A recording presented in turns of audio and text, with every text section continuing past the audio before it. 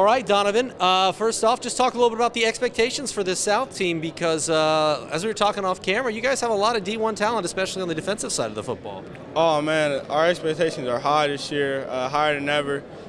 We plan on making a run in the SAC, also making a state run too. So, obviously, your schedule from year to year stays pretty much the same. You guys have a gauntlet at the beginning. You get Dwenger and Lewis and Snyder are always your first 3 games. So you get a real test early. Do you think that benefits you guys in the long run? How do you use that to your advantage? I mean, I feel like we're a test to them too as well. So I feel like definitely this year, in the past years before I got in high school, I feel like Southside was also a good team as well. In the past years we've been, kind of fell off, but I feel like we're ready for it. Definitely Dwenger being one of the top teams and us, I feel like that'll set the tone for the rest of the year. Yeah, everybody always seems to pick those teams as the favorites to win the SAC, but do you feel like maybe you guys can sneak up on some people this year, or maybe people haven't given you the respect that you guys deserve? Yeah, I feel like we sneak up on a lot of people this year. Early, when we played Dwenger, I feel like a lot of people will start to respect what we're doing over there Southside. Now, you guys made some change, I want to say, around Game 3, Game 4 last year offensively, and it really worked out for you guys. Now that you've got like a full year under your belt of that offense, what can we expect and what are the expectations of this offense in general? Oh, it's fluid. A lot of times we don't have the depth as a lot of teams like the Snyders and the Dwengers and the Lures, but our athletes can play with anybody. So we just had to find a system that fit us and best benefited us. So. Is that a wing tee? Yeah, yes, sir. Okay. Yes, sir.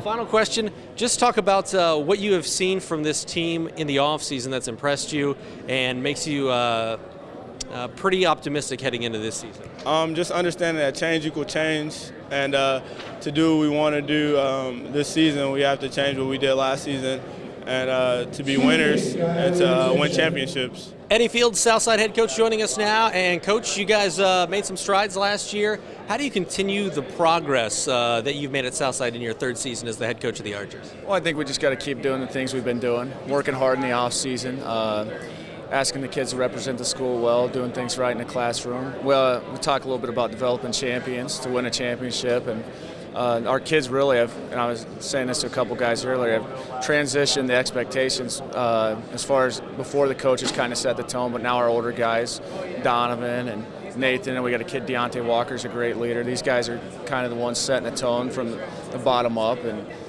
when they're sending the same message as us and we're on the same page, I think that kind of helps get the job done. You know, the old cliche is defense wins championships. With Nathan committing to Western and then also with Donovan committing to IU, you got 2 D1 defensive players to anchor that unit.